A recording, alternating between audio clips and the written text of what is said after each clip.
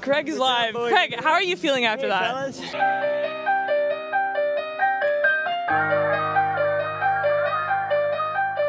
Inside the track, it's light speed pacing. And here we go. And they're off. And so with the goal time of being 2:02.5, you're probably looking at a first lap just a hair under 60 seconds. The very popular theory is that the best way to run an 800 is a positive 2-second split. So about a 60 and then a 62 would be what probably most of these athletes are aiming for. Looking to probably step off just past 400 meters as they pass through in 59 point. I believe that was Roisin Willis. Now, it is Roisin Willis. That is in front, closing hard. The high schooler, Sophia Gorrigan, is coming up behind her. She's trying to see if she can squeeze at the last second, but Roisin holds it off, and they run about 2:03 high. We'll have official results up in a second.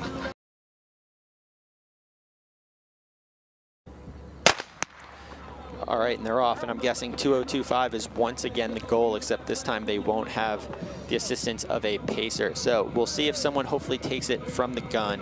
Right now, our early leader is very decisive in doing so, and that is Jordan Sheed, 400 meters in 58 seconds. Again, you know, that +2, that's break 2:01.54. That's the mark to beat. A dominating performance as she's coming down the home straightaway. Her form is looking very, very composed. She's looking very strong as she has put away the field, and she's going to come up just short of that first heat as she runs about 2:04. As the drone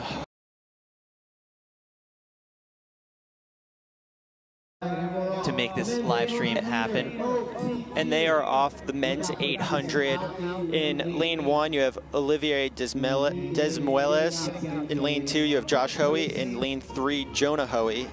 52 would be what I would assume. They were hoping the rabbit comes through, and as he comes through in 50, and the field is 51 mid. So very honest, very spread out. And as Hoey immediately comes back and he's responding. Olandis Johnson out of McNeese State. Hoey looks very strong. He came back very hard to that move. These guys are running 3 wide. It's going to be 147, probably just. Emma Abrahamson. What's up? You just ran 147. How are you feeling about it? Definitely feeling good. Coming off an indoor race last week, kind of got stuck in the traffic of it. It was really nice to be on the outdoor track and get a little bit more freedom in my stride and my race plan. I'm definitely happy to be out here. What's the difference between like running on an indoor track and outdoor track for you? The indoor track certainly requires a lot more tactics, a lot less room for error. I kind of fell victim to that last week, and I feel a lot more in my element, a lot more natural here on the outdoors with my longer stride. Well, that's awesome. You just ran a great race. What's next for you? Probably going to race next weekend, do another 800, and keep chipping away towards my PB. Awesome. Well, great job, and we'll see you next time. Thank you so much. Keep your eye on the pacer. It's Meredith Rizzo from Trek. She'll be in the Tracksmith singlet. So in lane 1, we have Lizzie Bird. In lane 2, Leanne Farber. In lane 3, Danielle Aragon. Lane 4, Grace Barnett. Lane 5, Ashley Matan. Lane 6, Laura Galvin. Lane 7, Megan Manzi. Lane 8, Catherine Gillespie. 2:16 at 800 meters. So they're a hair slower than they were probably looking for, but the beautiful thing about the 1500 is the ability to close. It is 4:10.53. I think it's going to be fairly close. It's going to be tight as she's coming up on Amanda Eccleston. Eccleston sensing her. Does she have a response? Galvin sees the clock. Does she get, she falls just outside the Mexican national record, close to her personal best. Looks like about 4:12. For us. What's up? You just ran 4:12. How are you feeling about it? I feel okay. I was expecting a faster time, but I guess that's what it was for tonight. What was the goal going into this race for you? Running definitely under 4:10, which is my PB, so didn't work out as well, but well, it was nice to get on the track and run a 1500. You had a really, really strong last lap. What were your thoughts going into that final 400? Yeah, I was like, man, it's the last one.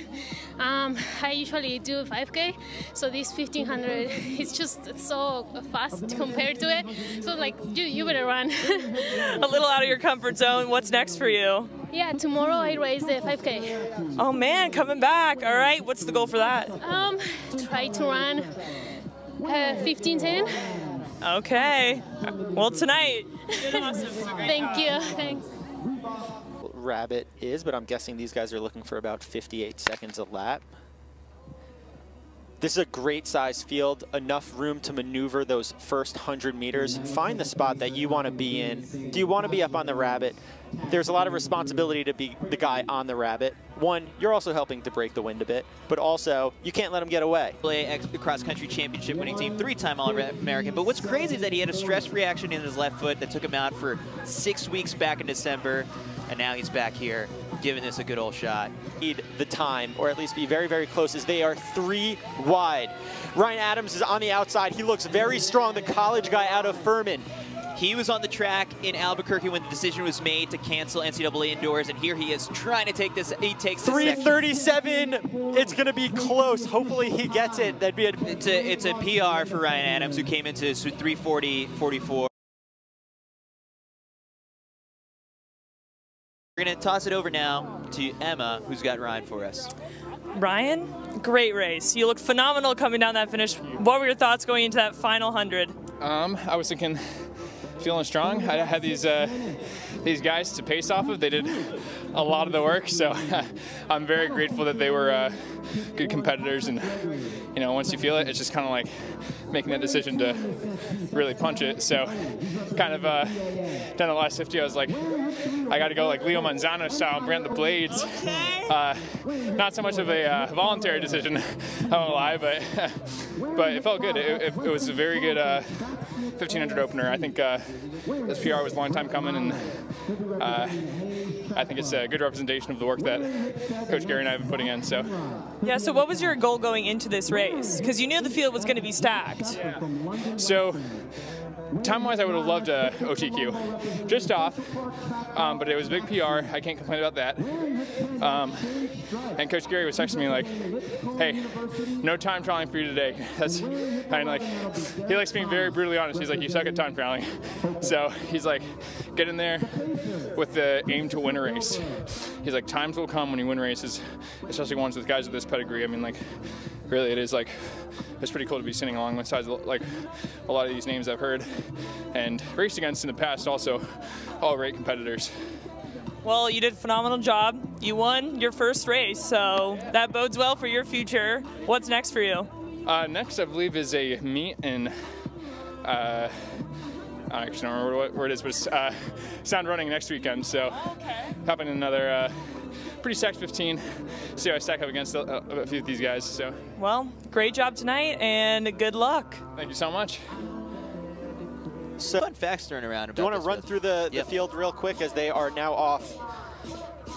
This one, we've got Patrick Gregory, Kevin Kelly, Eric Holt, Nick Carleo, Weston Strum, Brett Meyer, Zach Penrod, Jack Shafar, Victor Palumbo, Shane Stride, and Derek Thomas. Has joined the Empire Elite Track Club as they come through 800 meters, about 1:59, and making his move on the outside. On Nick Carleo. Ooh, it's Holt. You can see those arms. He's pumping his arms. Those Eric boxing Holt arms. All the way in the upper body. He's coming through in 340 high. I want to say that. Eric, Chris and Kyle just said that you're going to deliver a strong interview. Is that true? Hope so. How was that race for you? How are you feeling about it? Honestly, I'm going to be honest, it was really fun. Since joining Empire Elite, training with some very talented runners like Johnny Gregoric, Isaac Updike, they've been great role models for me, and most importantly, they show me I can get to that level. Well, you got to that level down that last home stretch. What were your thoughts going to that final 100? Because that was stressful to watch. Well, even though I might have looked a little tight, I feel like my form's gotten a little better. You know, I felt very loosey-goosey and felt like I could take it home. Yeah, you went to the blades. down that final like 5 meters or so. What is next for you? Honestly, I don't know. Well, whatever both of my coaches say, but you know, hopefully next time I run this, I'll be 3:30 something. All right. Well, we'll be excited to watch that. Great job today. Thanks. Thank you for everyone who supports me. It means the world to me. Honestly, I wouldn't be running without your support. Thank you. Great job. As a big Eric Holt. Dana Klein. The Pacers had their travel comp to be here in order to make some of these fast times happen. So shout out to Bandit. It's a running apparel brand out of Brooklyn, New York. That half was set at the World Championships last October. She ran at the Marathon Project as well, I'm pretty sure. And they just came through 3K in 9:24. So they've fallen off a little bit since that initial opening K, but they aren't so far out of reach now where they could never get it back. Extremely strong as they hit 200 meters in 14:53. Limon is starting to sense Leah, and she's being pulled towards her as that light is getting closer and closer. They see it. It's going to be a burner of a last 100 meters here. Look at this kick. Limon out into lane 2, a decisive move around Leah. Leah may have not even known that she's there, but we're going to see if she can respond. But Limon is looking super strong, and it looks like this is her race as Carmela is in 3rd place, closing hard on Leah for 2nd. They're going to be just outside 15:28 for the win. She throws her hands up. Andrea, amazing race, amazing finish. What were your thoughts going into the race today? I felt very strong from the beginning till the end, and I was saying in my mind, I can do it, I can do it. And I felt very strong during the race. The climate was perfect, my legs were perfect, and everything was perfect. You could say the legs were feeling good, right, Chris? Yes.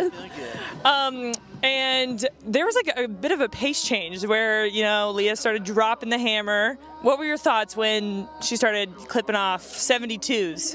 I was like, bring it on. I can do it. I can do it. And I'm prepared for this moment. And that's what I did. Yeah, well, you crushed it. What's next for you? I'm going to run tomorrow the 10,000 meters. And another races in California, maybe Monsac or Peyton Jordan. And then preparing for the Olympic marathon. That's very exciting. Well, good luck tomorrow. What's the goal for tomorrow? Maybe 31:50. All right. So let's crush it. You got it. Great job tonight. Thank you. Wow, she's getting her track work in, and then is going to go up to the marathon for the Olympic. So I'll run through the field right now. In this one, we've got 2-time Olympian Don Cabral. We've got John Brunecki, Alex Monroe, Frank Lara, Farah Abdul Karim, Sydney Getabude, Craig Engels, Craig Lautenslager, Matthew McClintock, David Elliott, Trip Hurt, one of the best names in the sport, Jackson Messler, Brian Barraza, Clayton Young, Jermaine Coleman, Tom Anderson, Obsa Ali, and Dan Kurtz, familiar with the race organizers here. And so it was good to see. He was actually maybe one of the first guys to sign up for this meet. 8:11 at the 3K. Craig Engels has entered the chat. I think Don has way more than you think. 13:09 with 200 meters to go. This is Don Cabral, the 2-time Olympian. You just bet against him.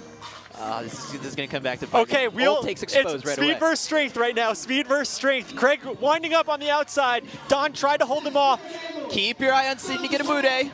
Don has not given up. Craig is going, but he is not putting that much more ground on Don. Don is going to run through to the line, but it's going to be Craig, 13:36, just under Galen Rupp's high school 5K PR. Craig is live. Craig, how are you feeling after that?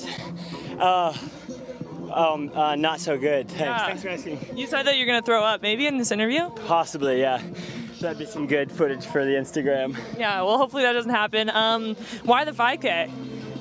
I'm actually not sure. Still, that was awesome. I'm more excited. Are we still recording? Yeah, we're still live. I'm more excited for that than 1500s, man.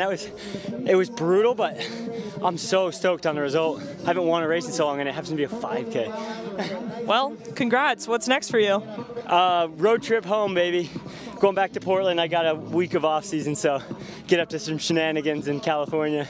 Oh, some shenanigans. All right. Well, I'm sure there's probably so many fans cheering you on in that chat. So what do you have to say to them? What do you have to say to them? So many high schoolers. Yo, thanks for cheering. If you were cheering at your TV, hit me up on Instagram with some of those videos. I want to see that, man. That was some fun, but I'm never going to do a 5K again. That's what they all say. Well, thanks for coming in. Great job. Woo! Sorry, the red light turned off. Great for the sport. I mean, he swore off the 5K. I mean, Meb swore off the marathon after his first try, but this gun goes off and you read through all the names, we can really dive deep into this. we're gonna have 30 minutes ahead of us. We got Angie Nickerson in this one. We've got Anne-Marie Kirkpatrick, Katie Kunk, Molly Bookmeyer, Tansy Lystad, Molly Grable, Katrina Roca, Haruni Wajarante, Emma Spencer, Rachel Rudel, Jen Bergman, Bria Wetch, Brittany Favor, who I went to school with, Lucy Beatrix, Kate Raphael, Maddie Ivy, Valeria Zineko, Hannah Dorman, and Bryn Morales. Really has another gear here. It's going to be very, very tight. Her personal best is in range, but again, it's all about that consistency for the ranking. It's how many performances can you do that are, you know, top of the line for her with a personal best of 32.42 and a painfully close. I think she might have sidelines very shortly. All right, Molly, you crushed it out there. How are you feeling about it? Pretty good. It's been a year since I've raced, so it was exciting to be back out on the track. Haven't been on the track in a while, so it was fun. So what does this last year look like for you then, if you haven't been racing? How's training been going? It really hasn't. I took a big break after the trials, and then COVID hit, so I just kind of ran when I wanted to, and then just this year, kind of New Year's resolution, decided to get back out there. New Year's resolution, okay. That's awesome. What's next for you? I'm not really sure. I might do a 5K, maybe another 10K, maybe try to get the standard for the trials, so we'll see. How did you feel about this race? How was your performance overall, in your opinion? It was good. I think I just kind of wanted to compete, and after we kind of went out slow that first 5K, I just was trying to go for the win. So yeah, you looked really strong in that second half. What do people think about in a 10K? Like, what were your thoughts? You have 4K to go. What are you thinking? I was listening to the music. That was nice. I don't know. I just try to think as little as possible. So turn your head off, I guess. And then when do you like check back in with yourself? A mile to go, and like it just kind of happens anyway because you're hurting pretty bad. So you can't avoid the pain. Well, good job tonight. You did awesome. Thanks. Go Ducks. Go Ducks.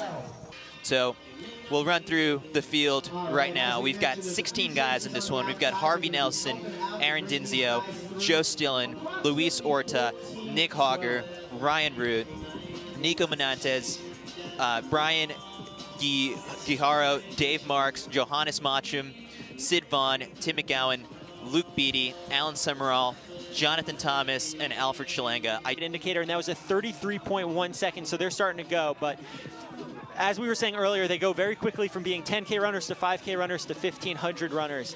Sid Vaughn closing hard. Sid has that look in his eyes that says he wants this. He's going to the arms.